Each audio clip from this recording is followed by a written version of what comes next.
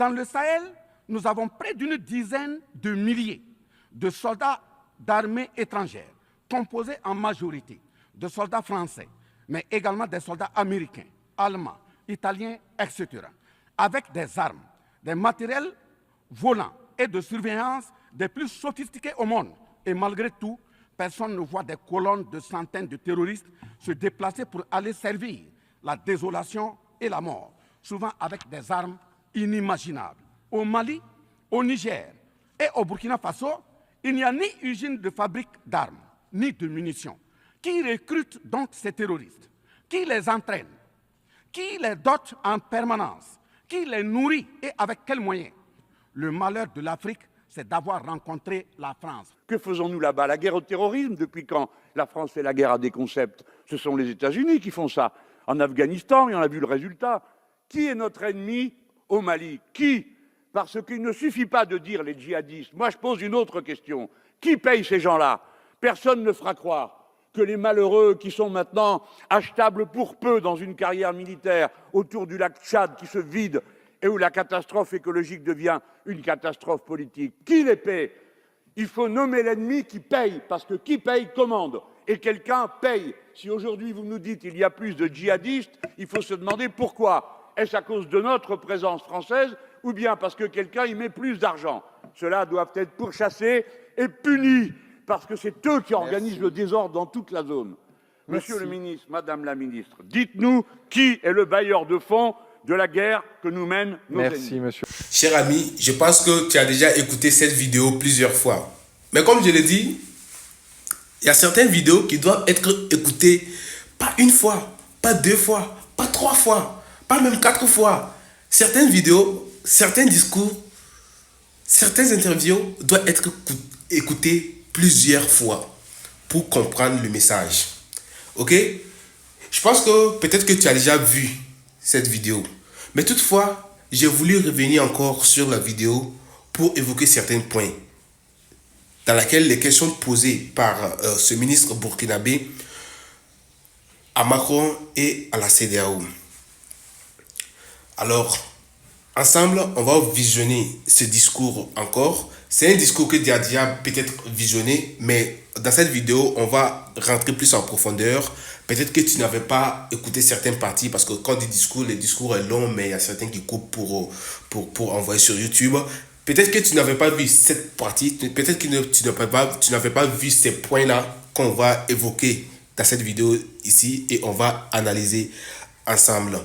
Toutefois, avant de commencer, je vous invite à laisser un pouce bleu déjà. Ça nous soutient énormément pour notre travail. Comme vous le voyez, l'eau est sur mon visage. Je viens de faire les ablutions et direct, je dois faire une vidéo. Je dois faire une petite introduction pour ma vidéo. Donc, ça veut dire que peu importe le moment, on est prêt à faire des vidéos, à vous partager des discours et à vous réveiller énormément. Et pour cela, donnez juste un like à la vidéo parce que nous, notre objectif, c'est que la vidéo soit montrée à plusieurs personnes. Et c'est vous qui devez nous aider à atteindre ces objectifs. Et c'est comme ça que vous nous soutenez aussi et que nous aussi, on continue de partager les discours magnifiques. Donc, donnez un like et abonnez-vous massivement. Et à propos du partage, regardez d'abord la vidéo en entier parce que si vous devez partager maintenant, vous allez être interrompu et tout et vous allez manquer les pépites de ce discours. Donc, regardez la vidéo jusqu'à la fin. Et si vous finissez de regarder la vidéo maintenant, vous pouvez maintenant partager. Et ça aussi, ça nous soutient énormément. Merci pour votre soutien. On est de plus en plus nombreux sur la chaîne. Je vous remercie beaucoup pour votre soutien. Et on regarde ce discours magnifique ensemble et on analyse après. Let's go. Si la communauté internationale était honnête et sincère dans son engagement contre le terrorisme, il ne perdurera point, de sorte à ce que des populations civiles s'engagent et se forment pour assurer leur propre défense. Parlant d'un manque de franchise de cette communauté internationale, voici les exemples. Premièrement, lorsque le Mali, le Burkina Faso, le Niger et d'autres pays se sont organisés sur leurs frontières communes en mutualisant leurs forces pour faire face au terrorisme, la France est venue de nulle part imposer son instrument qu'est le G5 Sahel. Aujourd'hui, la CEDEAO, qui a subitement une force d'intervention pour établir des démocraties a annoncé un apport de 2 milliards de dollars US, mais à la création de cette G5 Sahel.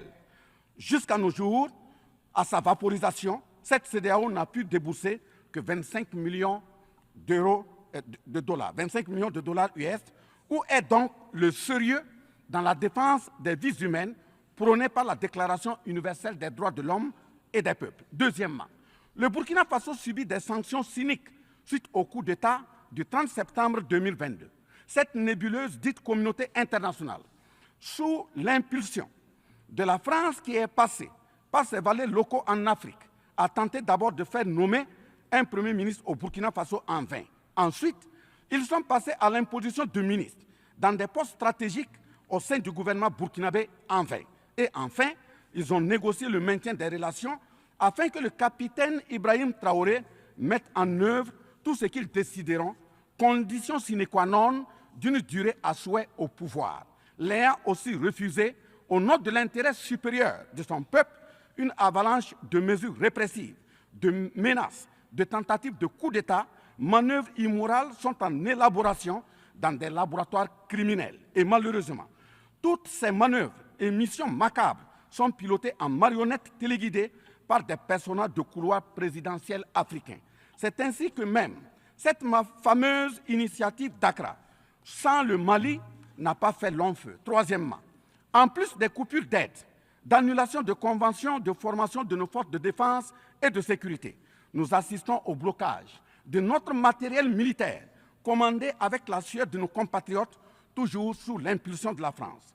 En exemple, pour les vecteurs aériens nécessaires pour le contrôle et la défense du territoire, nous avons eu un contrat avec le Brésil, dont la licence d'armes devait provenir de la Belgique et le système de navigation de tir ainsi que des caméras des États-Unis d'Amérique, puis un moteur du Canada. Ces moyens sont aujourd'hui fallacieusement et cyniquement bloqués. Vous parlez de défense des droits humains à cette tribune de l'ONU. Je vous invite donc à nous livrer incessamment nos armes pour la défense et la protection de nos populations meurtries. En tout état de cause, vous êtes solennellement saisis. Et si rien n'est fait, l'histoire vous tiendra responsable de non-assistance à personne en danger.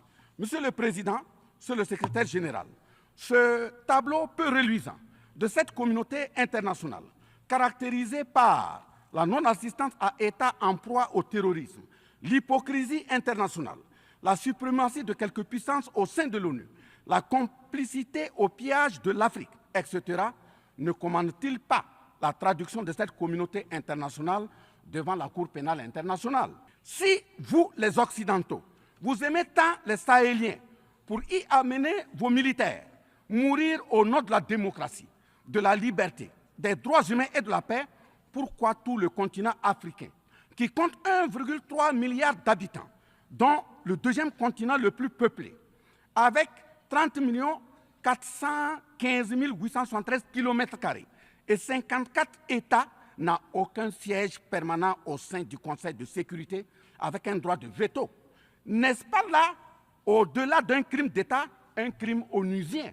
C'est fort de tout ce qui précède que, justement, Aimé Césaire, paix à son âme, disait, je cite, « L'Afrique est le seul continent au monde où les populations chantent et dansent et applaudissent pour ceux qui les appauvrissent, les affament et les torturent.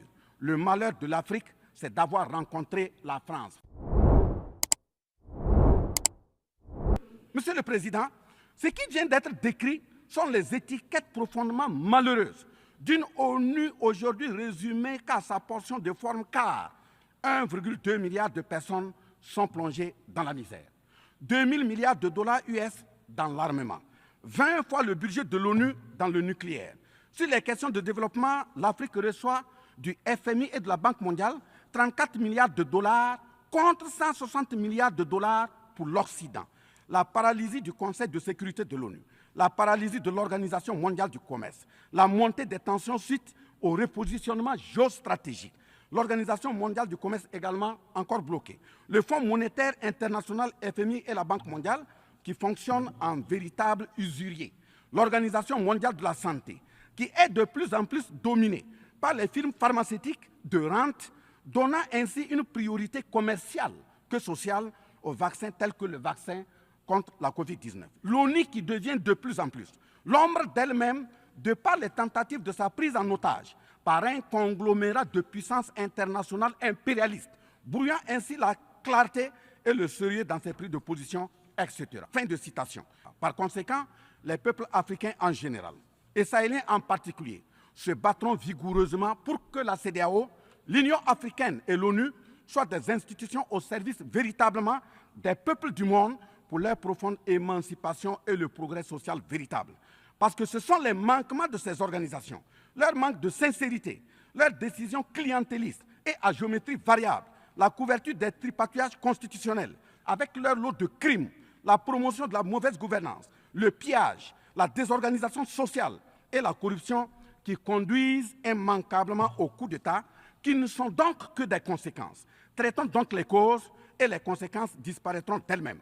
Mais si nous continuons avec ce jeu de l'Autriche, à la diplomatie d'hypocrisie, aux mensonges éhontés d'État, aux crimes organisés, au tripatouillage constitutionnel et à la fabrication de l'armée à la tête de nos États africains, même l'ONU risque de ne pas échapper à un coup d'État. À bon entendeur, salut. Passons, à présent, aux questions adressées aux Africains. Certes que l'Occident a violenté, volé et violé l'Afrique. Quelle est notre part de responsabilité en tant que dirigeants africains? N'est-ce pas nous, dirigeants africains, qui prêtons le flanc pour qu'on nous piétine? En effet, nous avons abandonné notre identité pour ne rien être. Nos noms ont disparu pour faire place à d'autres noms importés et qui ne collent pas à nos réalités. Il nous faut reconquérir notre culture. Nous avons singé en copiant l'Occident, en monogamie. Voilà qu'aujourd'hui, on veut nous faire croire que des contre-valeurs, des attitudes contre la nature relèvent du ressort de la liberté. Il ne sera pas question d'homosexualité en Afrique. Je le répète, il ne sera pas question d'homosexualité chez nous. Monsieur le Président, je vous signifie avec force et fermeté, dans une haute et intelligible voix que, primo, nous, peuple africain, sommes foncièrement démocrates. Pour preuve, notre attachement à la dignité humaine transcende la démocratie. Ce que nous refusons, c'est moins donc la démocratie que le piège de la démocratie qui nous est tendu. Ainsi, la démocratie électoraliste s'est avérée un moyen de contrôle de nos États à travers le jeu de chaises musicales de dirigeants très souvent imposteurs, corrompus, voleurs, violeurs de constitution, car étrangers au seul intérêt de nos États africains qui vaillent. Secondo, nous, Africains, sommes-nous aujourd'hui reconnus dans notre dignité d'homme, au sens de un homme égal à un homme?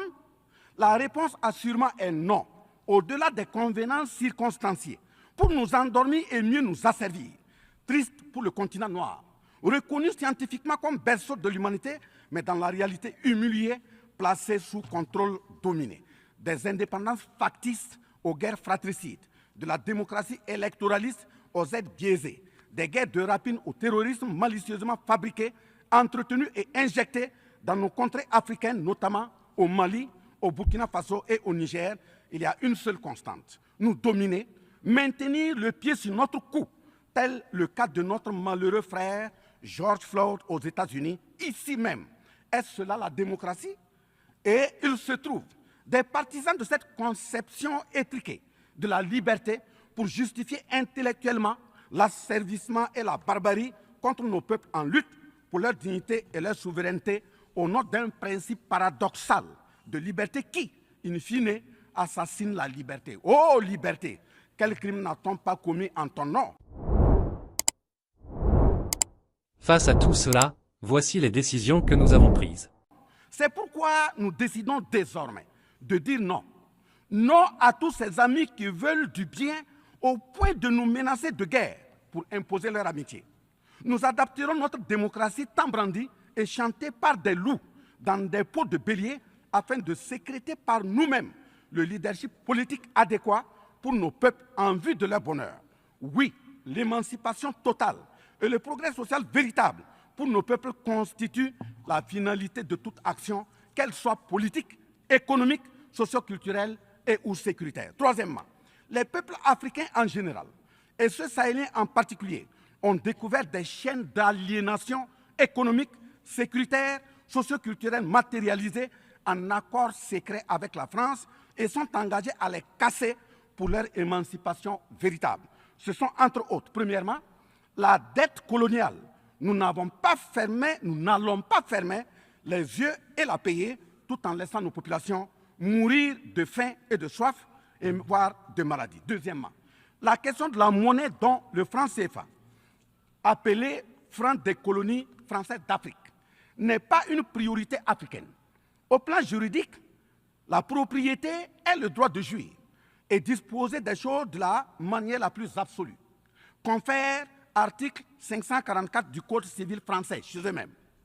Un brevet est donc détenu par la France sur le franc CFA.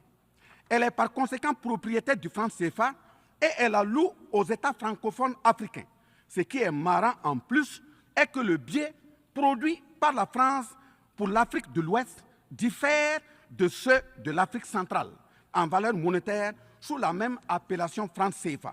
Le seul document reconnaissant le franc CFA est le décret numéro 45-0136 du 26 décembre 1945, dont les signataires furent Charles de Gaulle, président du gouvernement provisoire, René Pleven, ministre des Finances, et Jacques Soustel, ministre des Colonies. Quatrièmement, la priorité aux intérêts aux entreprises françaises dans les marchés publics et appels d'offres publics, c'est terminé. Cinquièmement, le droit exclusif de fournir des équipements militaires et de former les officiers militaires des colonies, là également, c'est terminé, etc. Quatrièmement, personne n'applaudit un coup d'État. Mais si nous ignorons que ces coups d'État sont souvent des conséquences de la mauvaise gouvernance et des tripatouillages constitutionnels pour s'offrir des mandats supplémentaires, il y en aura toujours. Donc, ayons la lucidité de combattre les vraies causes en restant exigeants sur le respect des règles démocratiques et de la bonne gouvernance. Cinquièmement, les peuples africains ne sont pas opposés au peuple français, mais c'est plutôt la politique française, pleine de condescendance, qui est rejetée. En effet, la France, en refusant le rapatriement de son ambassadeur récusé au Niger, est une violation du droit international, notamment l'article 9 alinéa 1 et 2 de la Convention de Vienne sur les relations diplomatiques de 1961. En décidant de l'interdiction des artistes du Burkina Faso, du Mali et du Niger en France, c'est une méconnaissance très grave de la portée culturelle en tant que moteur d'équilibre familial, communautaire, voire national. L'artiste est un médecin du psychique, même à distance. En déclarant qu'ils ne veulent pas de chômeurs, de migrants, de voleurs, etc. en France, nous en Afrique en général, et au Sahel en particulier, ce sont les producteurs de chômeurs et de voleurs via le pillage cynique de nos ressources que nous ne voulons pas. Mais sincère reconnaissance au peuple du monde, à l'ensemble des personnalités à tous les niveaux dans le monde qui comprennent et accompagnent le Burkina Faso, le Mali et le Niger dans cette montée, certes difficile, mais s'adresse totale sur le chemin de la pleine émancipation, l'expression de la dignité, de l'honneur, de la liberté, de l'égalité, de la prospérité, de la justice et donc de la paix. Face à la situation que traverse le Burkina Faso, le gouvernement burkinabé a mis en œuvre des actions vigoureuses à travers l'adoption d'un nouveau plan de développement, le plan d'action pour la stabilisation et le développement, et ses 4 axes prioritaires qui sont, premièrement, la lutte contre le terrorisme et la restauration de l'intégrité territoriale. Deuxièmement, la réponse à la crise humanitaire. Troisièmement, la réponse de l'État à l'amélioration de la gouvernance. Et pour terminer, le dernier élément, la réconciliation nationale et la cohésion sociale. Ces efforts visent à offrir à la population burkinabé de meilleures conditions de vie, tout en saluant l'ensemble des partenaires à travers le monde qui nous accompagnent. Nous invitons vivement ceux qui sont toujours dans le doute ou tétanisés par des rapports au contenu faux qu'ils sont les bienvenus au Burkina Faso, à condition que le partenariat cadre avec la vision de la transition résumée dans ces 4 axes. Vive l'ONU, vive la 78e session, vive les peuples en lutte, vive la solidarité entre les peuples, vive l'Afrique libre, vive l'Alliance des États du Sahel, vive le Burkina Faso, la patrie ou la mort, nous vaincrons. Je vous remercie. Les amis, c'est la fin de ce discours magnifique. Bon, je pense que je ne vais pas trop parler, hein. Vous-même, vous avez déjà regardé. Si tu as regardé ce discours jusqu'à la fin, jusqu'ici, je pense que toi-même, tu as déjà tes analyses dans ta tête. Et je ne vais pas trop parler à la fin, parce que c'est le carême. Vous voyez ma voix, j'ai soif et j'ai un peu faim. Mais bon, si on aime l'Afrique, on aime l'Afrique. On veut voir l'Afrique avancer. Donc, moi, je te dis seulement de donner ton avis dans les commentaires. C'est que toi, tu penses. Toi, tu en penses quoi de ce discours? Donne ton avis dans les commentaires et on va analyser ça là-bas. Donc, on se retrouve dans les commentaires. Et moi, je vous dis à très bientôt pour de nouvelles vidéos. Et surtout, n'oublie pas, comme je te l'ai dit au début, si tu n'as pas encore mis ton pouce bleu, mets ton pouce bleu et partage maintenant et abonne-toi. Ciao.